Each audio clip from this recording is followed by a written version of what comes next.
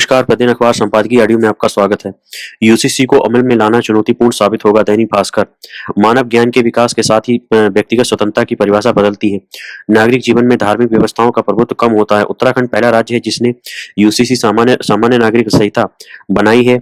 संविधान इसकी अनुमति देता है, लेकिन एक ऐसे आर्थिक दौर में जब आजीविका ने लोगों को अपने गृह राज्य की सीमाओं से दूर रहने को मजबूर किया हो, ऐसा कानून अमल के स्तर पर कई कठिनाइयां पैदा करेगा। यह भी पता चला है कि करीब आधा दर्जन अन्य राज्य भी ऐसा ही कानून बनाने जा रहे हैं। यूसीसी के उत्तराखंड के यूसीसी की धारा 7 अध्याय 2 और धारा 381 लिव इन रिश्तों को पंजीकृत करवाना बाध्यकारी है। ऐसे कानून से सोशल पुलिसिंग का खतरा बढ़ जाएगा। यह सच है कि लिव इन रिश्तों के प्रचलन से महिलाओं पर अत्याचार और शोषण के मामले बढ़े हैं और विवाह संस्था की पवित्रता और मजबूती काफी हद तक घटी है। ऐसे में पंजीकरण अनिवार्य करने के ऐसे जोड़ों पर कानून का दबाव रहेगा और उनसे पैदा होने वाले बच्चों को भी विरासत और लालन पालन में बेहतरी होगी। लेकिन अगर केंद्रीय कानून होगा तो हर राज्य के लिए बाध्यकारी होगा और सोशल पुलिसिंग की जगह कानून के दायरे में रहकर पुलिस इस पर अमल करेगी। सोलर दीदी को सशक्त बनाने की कवायद के मायने, बिजनेस स्टैंडर्ड। जयंत सिन्हा, लेखक, संसद की वित्त संबंधी स्थायी समिति के अध्यक्ष और हजारीबाग से लोकसभा सदस्य हैं। लेख में उनके व्यक्तिगत विचार हैं। भारत में कोयला खनन करने वाले राज्यों को ग्रामीण महिलाओं के लिए विशेष सौर कार्यक्रम से बहुत लाभ मिल सकता है। झारखंड और छत्तीसगढ़ जैसे राज्यों में ऐसे ही सोलर दीदी कार्यक्रम लागू किए जा सकते हैं, जिससे नेट जीरो उत्सर्जन वाली अर्थव्यवस्था की दिशा में बदलाव लाना सुनिश्चित हो सकेगा।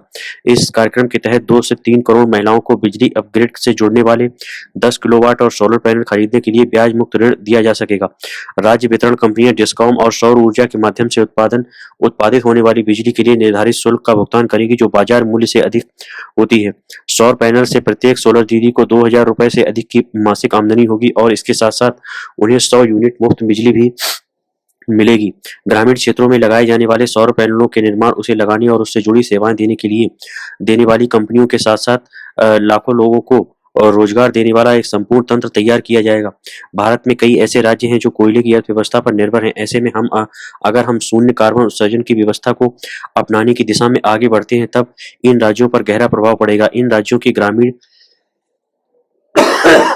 परिवार मुश्किल से अपना जीवन यापन कर पाते हैं और वे सीधे या परोक्ष रूप से कोयला खनन से मिलने वाली आय पर निर्भर है। कई किसानों के पास सिंचाई की सुविधा वाले खेत भी नहीं होते हैं और ऐसे में उन्हें अपनी आजीविका के लिए गैर कृषि आमदनी पर निर्भर होना पड़ता है। गरीबी रेखा से नीचे रहने वाले अधिकांश समुदायों के पास अपना कोई खेत नहीं है और वे ग्रामीण क्षेत्रों के मजदूरों के रूप में काम करते हैं या पारंपरिक शिल्पों के जरिए अपनी आजीविका जुटाते हैं। ग्रामीण महिलाओं को अपनी घरेलू खेती से होने वाली आमदनी के अलावा भी बकरी और गाय पालने, देसी शराब बेचने और बांस की टोकरियों जैसे हस्तशिल्प तैयार करने जैसी विभिन्न गतिविधियों में जुटे रहना पड़ता है ताकि आजीविका की भरपाई हो सके। निरंतर श्रम के बावजूद झारखंड जैसे राज्यों में औसत ग्रामीण घरेलू आय लगभग 6000 से 7000 रुपए प्रति माह है। ग्रामीण क्षेत्रों में गरीबी कम करने के लिए विभिन्न सरकारी योजनाओं के माध्यम से महिलाओं की आमदनी बढ़ाने के प्रयास किए गए हैं। महिलाओं को पारंपरिक कपड़े, आभूषण बनाने, मशरूम और अन्य विदेशी सब्जियों की खेती करने के लिए सहकारी समितियों में नामांकित कराया गया है। दुर्भाग्य से इनका ताल्लुक सीधे बाजार से नहीं पाता है, इसलिए ऐसे उत्पाद तैयार करना मुश्किल होता है जिनकी लगातार बिक्री हो सकती है। नतीजतन इन कार्यक्रमों के तहत एक स्थिर मासिक आमदनी देना मुश्किल हो जाता है। इसलिए राज्य सरकारों ने सीधी नकद सहायता देनी शुरू की है, जैसे कि मध्य प्रदेश में लाडली बहना योजना के तहत प्रतिमाह 1250 रुपए का भुगतान किया जाता है। सोलर दीदी योजना इस समस्याओं का समाधान करेगी। राशन कार्ड रखने वाला प्रत्येक ग्रामीण परिवार इस योजना का लाभ पाने का पात्र होगा। सोलर पैनल का स्वामित्व महिलाओं के आसपास होगा और इससे होने वाली कुल आमदनी सीधे उनके बैंक खाते में जमा की जाएगी। आंकड़े कारगर होते हैं। लगभग 5 लाख रुपए की लागत वाले एक 10 किलोमीटर का सोलर पैनल लगाने की प्रतिवर्ष लगभग 12,000 किलोवाट घंटे यूनिट बिजली पैदा होती है। पूरे भारत में बिजली वितरण कंपनियां आमतौर पर 4 रुपए प्रति यूनिट, इसमें कोई पूंजी का सब्सिडी नहीं है, की दर पर दीर्घकालिक सौर बिजली की खरीद करने के लिए तैयार है। प्रतिमाह खुद इस्तेमाल की जाने वाली 100 यूनिट बिजली घटाने के बाद सौर पैनलों से होने वाली वार्षिक आमदनी का आंकड़ा लगभग 43,000 रुपए है। कार्बन क्रेडिट के माध्यम से प्रतिवर्ष 5,000 रुपए और मिल सकते हैं, जिससे कुल वार्षिक राजस्व लगभग 48,000 रुपए हो जाता है। सौर पैनल की किस्त 25 साल के लिए और शून्य ब्याज दर के लिहाज से 20,000 रुपए प्रतिवर्ष है। इसके अलावा इसके रखरखाव का खर्च 2,000 रुपए प्रतिवर्ष के दायरे में है। बाकी 26,000 रुपए का भुगतान ग्रामीण परिवारों को मासिक आधार पर किया जा सकता है। जिसके परिणामस्वरूप इन परिवारों को 2,000 रुपए से अधिक की मासिक घरेलू आमदनी होती है। यदि इस कार्यक्रम से 2 करोड़ परिवार जुड़ते हैं, तब यह भारत की बिजली जरूरतों के लगभग 10% की आपूर्ति करेगा। निःशुल्क बिजली कई सकारात्मक प्रभाव ला सकती है। सबसे पहले घर में बिजली की व्यवस्था होगी। दूसरा, खाना पकाने के लिए इंडक्शन स्टोव का इस्तेमाल किया जा सकता है। गैस सिलेंडर की आवश्यकता खत्म हो सकती है। ऐसे में हर घर प्रतिमाह 500 रुपए से अधिक की बचत कर सकते हैं। तीसरा, ग्रामीण परिवार इलेक्ट्रिक दोपहिया वाहनों को अपना सकते हैं, जिससे उनकी पेट्रोल खपत कम हो जाएगी। डीजल, पेट्रोल जैसे जीवाश्म ईंधन के कम इस्तेमाल से भारत बड़े पैमाने पर जीवाश्म ईंधन आयात कम कर सकता है। इसके अलावा इलेक्ट्रिक दोपहिया वाहन घरों के लिए बैटरी बैकअप की सुविधा दे सकते हैं, जिससे 24 घंटे बिजली आपूर्ति संभव होगी। ब्याज मुक्त ऋण के माध्यम से सोलर दीदी जैसे कार्यक्रमों को प्रोत्साहन मिलेगा। सौर पैनलों के लिए सब्सिडी की तुलना में ये ऋण कुशल नीतिगत हस्तक्षेप साबित होंगे, क्योंकि यह इसकी एक इकाई के लाभ लागत का बेहतर आकलन होगा। जैसे जैसे सौर पैनल के मूलधन का भुगतान किया जाता है, ब्याज भुगतान सब्सिडी कम हो जाती है। यह सब्सिडी विकास वित्तीय संस्थानों, केंद्र सरकार और राज्य सरकारों की तरफ से मिले जुले रूप में दी जा सकती है। निःशुल्क ब्याज वाले ऋण केंद्र और राज्य की नवीकरणीय विकास एजेंसियों के माध्यम से उपलब्ध कराए जा सकते हैं। बिजली वितरण कंपनियों को पहले से ही वितरित सौर ऊर्जा उत्पादन के लिए ब्याज आधारित शुल्क देने और स्मार्ट मीटर देने का आदेश दिया गया है। इस तरह बिजली वितरण कंपनियां भी पैसा बचाएंगी, क्योंकि ग्रामीण परिवार अपनी खुद की बिजली पैदा करेंगे और इसलिए बिजली वितरण कंपनियों को उन्हें मुफ्त यूनिट वाली बिजली की आपूर्ति नहीं करनी पड़ेगी। स्थानीय वितरण नेटवर्क को भी मजबूत करना होगा, ताकि वे ग्रामीण क्षेत्रों में उत्पादित सौर ऊर्जा की खपत कर सके।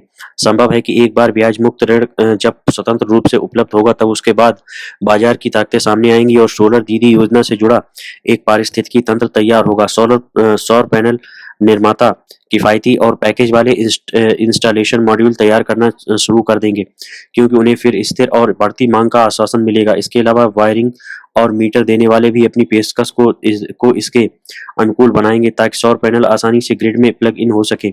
बिजली उत्पादन की निगरानी करने के साथ साथ सुदूर इलाके में इनके रखरखाव करने के लिए इन क्षेत्रों में दूर से ही प्रबंधन करने के सॉफ्टवेयर तैयार किए जाएंगे। इस तरह की इंस्टॉलेशन कंपनियां सौर इकाइयों को लगाने की होड़ में होंगी, ताकि वे सौर पैनल लगाने के शुल्क के जरिए पैसा कमा सकें। घर के लिए लगातार बिजली आपूर्ति सुनिश्चित करने के लिए विभिन्न भंडारण तकनीक तैयार किए जाएंगे। ऐसे में कम कीमत वाली बिजली के चलते जल्दी ही दोपहिया, तिपहिया और 4 पहिया वाहनों का विद्युतीकरण होगा। सोलर दीदी योजना कई तरह के लाभ देती है, जिससे भारत के सबसे गरीब परिवारों को एक स्थिर मासिक आमदनी मिलने के साथ ही मुफ्त बिजली भी मिलेगी। साथ ही सौर पैनल निर्माताओं, मीटर उपकरण कंपनियों, सॉफ्टवेयर प्रदाताओं, इंस्टॉल करने वाली कंपनियों और इनकी फंडिंग करने वाली कंपनियों का एक बड़ा तंत्र खड़ा होगा। भारत के पास अर्थव्यवस्था वृद्धि को ताकत देने के लिए स्वच्छ ऊर्जा वाली पर्याप्त बिजली होगी। पैकेज और सौर इकाइयां दक्षिण एशिया के लिए एक बड़ा निर्यात उद्योग बन सकती हैं, और भारत अपने सबसे कमजोर नागरिकों के लिए न्यायसंगत बदलाव सुनिश्चित करते हुए तेजी से शून्य उत्सर्जन की दिशा में आगे बढ़ेगा। संबंधों में मर्यादा, जनसत्ता, सहजीवन यानी बिना विवाह के युवा जोड़ों के साथ रहने पर लंबे समय से बहस होती रही है।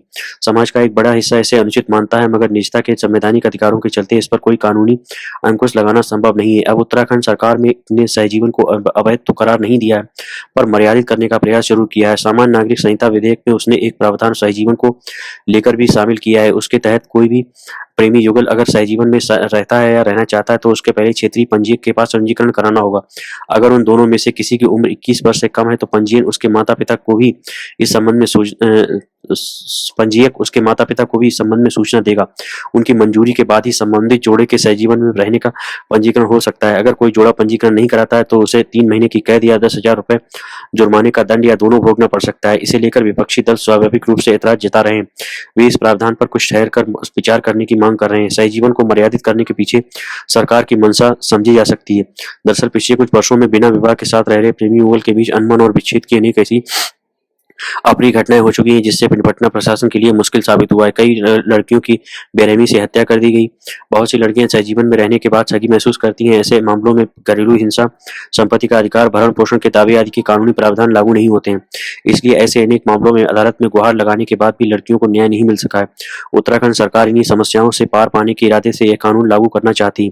सहजीवन संबंधी प्रावधान में स्पष्ट उल्लेख है कि पंजीकरण के बाद साथ रहने वाले प्रेमी युगल के संबंधों को कानूनी रूप रूप से वैध माना जाएगा और महिलाओं को भी सभी अधिकार प्राप्त होंगे जो विवाह के बाद प्राप्त होते हैं। उनसे पैदा हुए बच्चों को उत्तराधिकार का अधिकार प्राप्त होगा। अगर लड़का किन्हीं परिस्थितियों में लड़की को छोड़ देता है तो लड़की उसे भरण पोषण पाने के लिए भी हकदार होगी।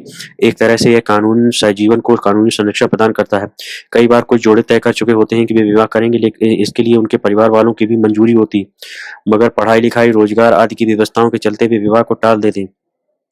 विवाह से पहले साथ रहने लगते हैं। ऐसे जोड़ों को पंजीकरण के साथ ही शायद ही कोई दिक्कत हो, मगर जो युवा चोरी छिपे बस शारीरिक सुख के लिए साथ रहने लगते हैं, उनमें विवाद की गुंजाइश सदा बनी रहती है। ऐसे ही जोड़ों को मर्यादित करने के लिए ऐसे कानूनों की जरूरत महसूस की गई होगी, मगर निजता के समर्थक इन लोगों को यह कानून नैतिक निगरानी रखने का प्रयास लग सकता है। निजता के अधिकार की रक्षा अवश्य होनी चाहिए, मगर इस अधिकार की आड़ में या इसका बेजा फायदा उठाते हुए अगर कुछ लोग समाज और व्यवस्था के सामने मुश्किलें पैदा करते हों तो उन्हें अनुशासित करने की जिम्मेदारी से भला कोई राज्य कैसे बचा सकता है। एक अच्छी पहल राष्ट्रीय सहारा। अंततः उत्तराखंड विधानसभा में मंगलवार को बहुप्रतीक्षित समान नागरिक संहिता यूसीसी बिल विधेयक पेश हो गया। इस विधेयक पर सत्ता पक्ष और विपक्ष के बीच तीखी झड़पें हुई। प्रदेश में बीजेपी की सरकार बहुमत में है। उम्मीद की जानी चाहिए कि यह विधेयक सदन से पारित हो जाएगा। राज्य में कानून लागू होने के बाद बहुविवाह और हलाला जैसी प्रथाएं निष्प्रभावी हो जाएंगी। शादी विवाह, तलाक और लिव इन रिलेशनशिप का पंजीकरण कराना अनिवार्य होगा। विपक्ष द्वारा बार बार सवाल उठाया जाता रहा है कि किसी भी राज्य को इस तरह के कानून लागू करने का वैधानिक अधिकार नहीं है, लेकिन कई राज्यों में इस तरह के कानून पारित हुए हैं। 1975 में केरल में हिंदू कानून में संशोधन किया गया था, जिसमें महिलाओं को पारिवारिक संपत्ति में समान अधिकार प्राप्त हुए थे। समान नागरिक कानून बीजेपी का पुराना मुद्दा रहा है और इसलिए इस कानून को लागू करने का उसे राजनीतिक अधिकार भी है। हालांकि विपक्षी दल दबे स्वर में इसका विरोध करते रहे हैं, जबकि मुस्लिम समाज का विरोध का स्वर बहुत मुखर है। जमीयत उलेमा हिंद के अध्यक्ष मौलाना अरशद मदनी का विश्वास है कि यूसीसी लागू करना नागरिकों की धार्मिक स्वतंत्रता पर आघात करने की एक सोची समझी साजिश है। यह उनका व्यक्तिगत नजरिया हो सकता है। वस्तुतः इस कानून को लागू होने से मुस्लिम महिलाओं को प्रतिगामी रूढ़ियों और प्रथाओं से मुक्ति के द्वार खुलेंगे। इन कानून के प्रावधानों के तहत पति या पत्नी के रहते दूसरी शादी पर सख्ती से रोक रहेगी। जाहिर है इससे बहुविवाह निषेध होगा। इसी तरह जिन आधारों पर पति अपनी पत्नी को तलाक देते हैं, उन्हीं आधारों पर पत्नी भी पति से तलाक ले सकेंगी। उत्तराखंड विधानसभा में प्रस्तुत विधेयक में कुछ विसंगतियां भी हैं। उदाहरण के लिए आदिवासियों को बनने वाले कानून के दायरे से बाहर रखा गया है। व्यावहारिक रूप से देखा जाए तो किसी अच्छे या श्रेष्ठ कानून से किसी को बचाव का रास्ता नहीं होना चाहिए। लिव इन रिलेशनशिप से संबंधित प्रावधान भी वस्तुतः निगहबानी या झीनी सी चादर में ढके हुए हैं। अगर समय सीमा के भीतर इसका पंजीकरण नहीं कराया गया तो दंड और जुर्माने का प्रावधान किया गया है। इस कानून के प्रावधानों पर संदेह भी किया जाता रहेगा और इस पर बहस भी होती रहेगी। इस तरह के कानून को राष्ट्रीय स्तर पर लागू किया जाता तो ज्यादा प्रभावी होता। आचरण विमर्श। हिंदुस्तान। सर्वोच्च न्यायालय में आरक्षण विमर्श। हिंदुस्तान। सर्वोच्च न्यायालय में आरक्षण पर एक बार फिर बहस छिड़ गई है, जिस पर सभी का ध्यान जाना स्वाभाविक है। मंगलवार को सुप्रीम कोर्ट की 7 जजों की पीठ ने कहा कि भारतीय संविधान ये नहीं कहता कि हाशिए पर रहने वाले समूह के लोग अक्षम हैं, जबकि अन्य समूह के लोग सक्षम। पीठ ने यह भी कहा कि अनुसूचित जाति और अनुसूचित जनजाति SC/ST के लिए आरक्षण सुसंगत है। वाकई उन्हें आरक्षण की बड़ी जरूरत है और इसे आने वाले अनेक दशकों तक बनाए रखने में ही समाज का व्यापक हित है। किंतु सर्वोच्च न्यायालय ने जिस दिशा में इशारा किया है वह भी महत्वपूर्ण है और इस पर कदम उठाना भले आसान न हो, पर इस पर विचार का क्रम अवश्य जारी रहना चाहिए। वैसे यह सवाल नया नहीं है कि क्या जिन लोगों को आरक्षण का भरपूर लाभ मिल चुका है वे आरक्षण का लाभ छोड़ने को तैयार होंगे। हालांकि ऐसा किसी भी चर्चा को आगे बढ़ाते हुए ध्यान रखना होगा कि आरक्षण संबंधी कोई भी बिंदु अति संवेदनशील है और उस पर सहजता से कोई भी फैसला मुमकिन नहीं है। सर्वोच्च न्यायालय में कुछ न्यायाधीशों ने जो टिप्पणियां की हैं उन पर विशेष रूप से गौर करने की जरूरत है। एक न्यायमूर्ति ने पंजाब के महाधिवक्ता से पूछा है कि क्या राज्य सरकार SC/ST वर्ग के भीतर कुछ उन उपजातियों को आरक्षण के लाभ के दायरे से बाहर रखने के पक्ष में है जिन्होंने लगातार बेहतर प्रदर्शन किया है और बराबरी पर आ गई हैं। क्या ऐसे लोगों को आरक्षण की सुविधा से बाहर आकर सामान्य श्रेणी के लोगों के साथ कंधे से कंधा मिलाकर संघर्ष नहीं करना चाहिए? उनकी जगह जो लोग पिछड़ों में भी पिछड़े हैं उन्हें आरक्षण मिलना चाहिए। एक अन्य न्यायमूर्ति ने भी संकेत किया कि एक विशेष पिछड़े वर्ग के भीतर जब कुछ जातियां एक निश्चित स्थिति तक पहुंच जाती हैं और अग्रणी जातियों के बराबर हो जाती हैं तो उन्हें आरक्षण के लाभ से बाहर निकल जाना चाहिए। आप इन टिप्पणियों को सलाह करिए या विचार करिए। इस पर अमल का काम तो संसद या सरकार को ही करना है। अदालत की अपनी सीमा है, उन्हें कोई भी फैसला कानून के दायरे में ही देना है। भारत के प्रधान न्यायाधीश धनंजय भाई चंद्रचूड़ की अगुवाई वाली पीठ ने एक विषय तो छेड़ा है, मगर माकूल फैसला तो सरकारें अपने सियासी लाभ हानि पर विचार करके ही लेगी। बेशक किसी से आरक्षण की सुविधा वापस लेने का कोई भी प्रबंध बड़े पैमाने पर विरोध की स्थिति पैदा कर सकता है। आरक्षण पाने वाले की स्वेच्छा से ही फैसला हो तो ज्यादा सही, जिसके कुछ पहलू हैं जिन पर सरकारों को विचार करना होगा। पहली बात, आरक्षण का लाभ हुआ है। दूसरी बात यह, कोई भी नहीं मानेगा कि उसे आरक्षण का पर्याप्त लाभ हो चुका है। तीसरी बात यह, हर कोई मानेगा कि आरक्षण का लाभ सबको नहीं मिला है, मतलब आरक्षण से वंचितों को भी ये भी ठीक ठाक संख्या है। अब चौथी बात, दरअसल सवाल यह भी है कि विगत दशकों में तैयार हुए नए क्रीमी लेयर को आरक्षण छोड़ने के लिए कैसे तैयार किया जाए। विडंबना यह है कि आरक्षण के विस्तार में ही राजनेता समाधान खोजते रहे और आरक्षण को कागजों से उतारकर एक बड़ी वंचित आबादी तक पहुंचाना अभी भी आसान नहीं। कुल मिलाकर आरक्षण की मांग बहुत है और आपूर्ति कम, तब तो विवाद का रास्ता चौड़ा हो रहा है जिस पर फूंक फूंक कर कदम बढ़ाना है। धन्यवाद।